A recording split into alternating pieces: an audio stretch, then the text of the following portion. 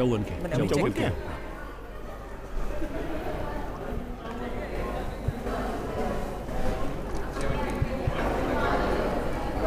आपकी बात सुन ली जाएगी तो अगले प्रधानमंत्री भी होंगे ना। और भारतीय जनता पार्टी के सर्वोच्च नेता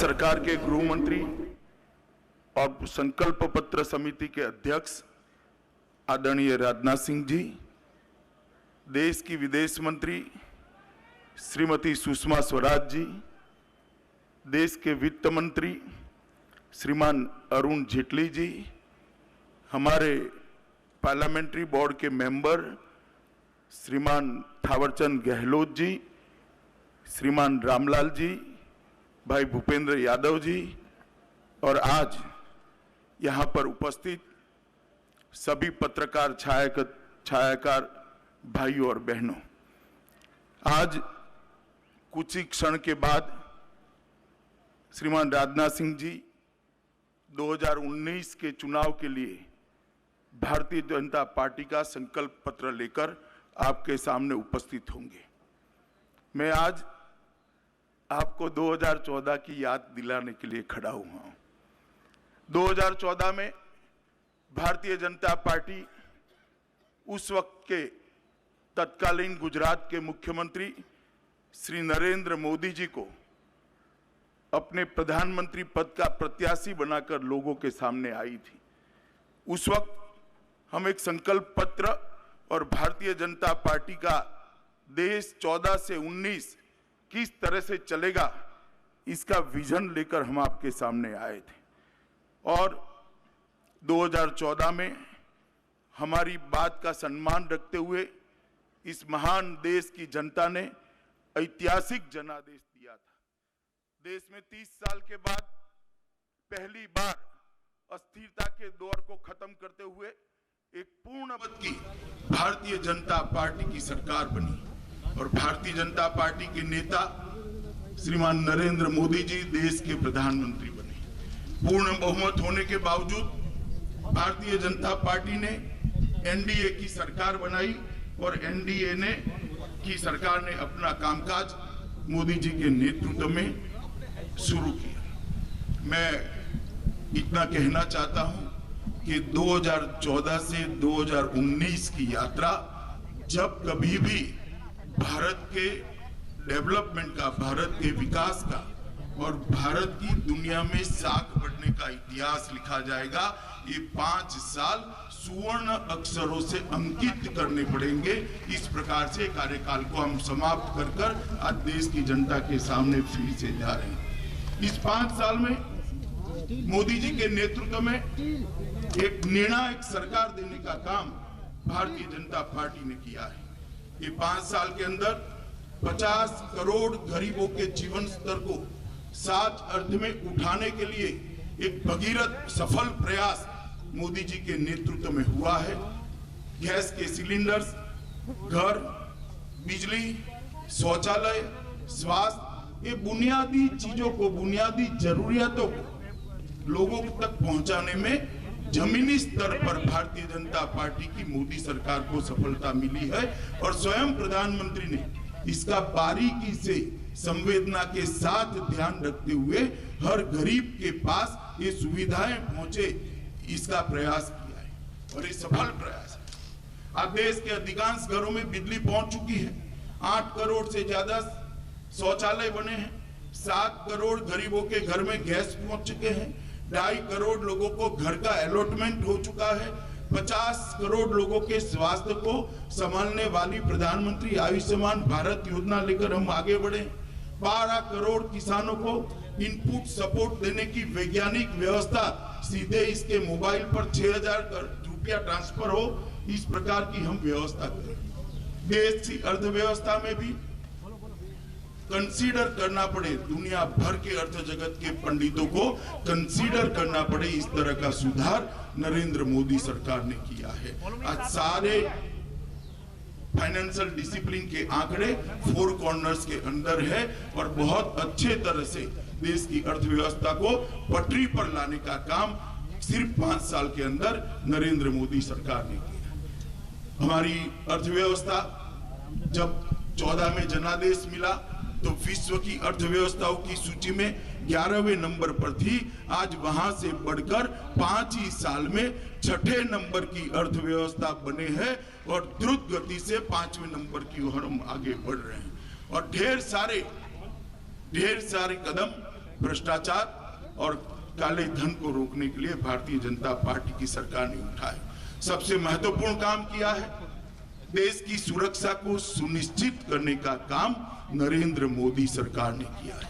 सर्जिकल स्ट्राइक और एयर स्ट्राइक के माध्यम से जो इस देश के अंदर विगत 30 सालों से आतंक फैलाकर दूर से देखकर आनंद लेते थे, आतंकवाद का मूल जहां पर है वो मूल पर घा करने की नीति नरेंद्र मोदी ने अपनाई और इसके कारण आज 125 करोड़ का ये देश अपने आप को सुरक्षित महसूस करता है।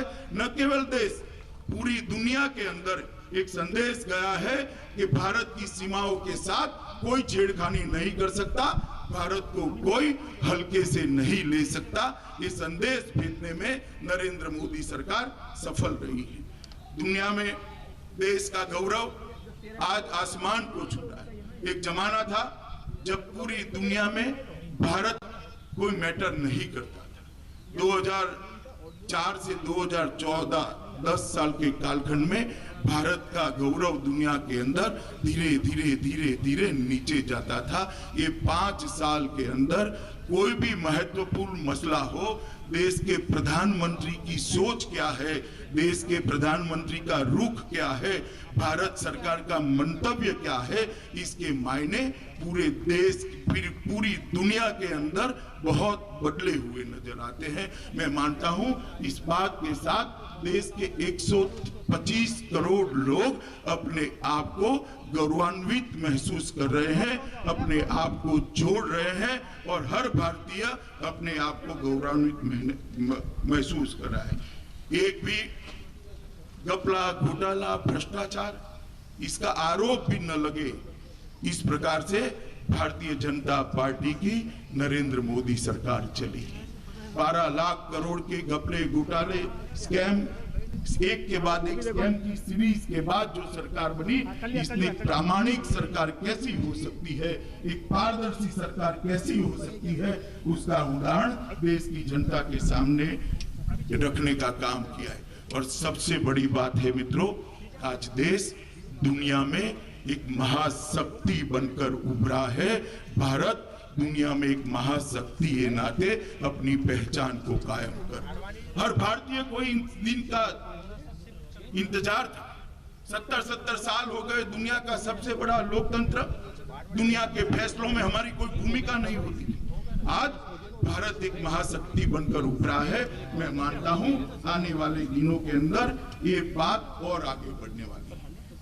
मैं 5 साल के अंदर इस सरकार ने कई कदम उठाए, सबका जिक्र करना नहीं चाहता क्योंकि आज का विषय है आगे क्या है, परंतु इतना जरूर बताना चाहता हूं मित्रों, जिन लोगों को भी multi party democratic parliamentary system का स्टडी है उनको मालूम होगा काम करना कितना कठिन होगा और खास कर फेडरल स्ट्रक्चर वाली कंट्री के अंदर, इसी हमारी लोकतांत्रिक व्यवस्था के अंदर जहां कोई सरकार 30 साल काम करे तो 4-5 बड़े फैसले ले सकती है।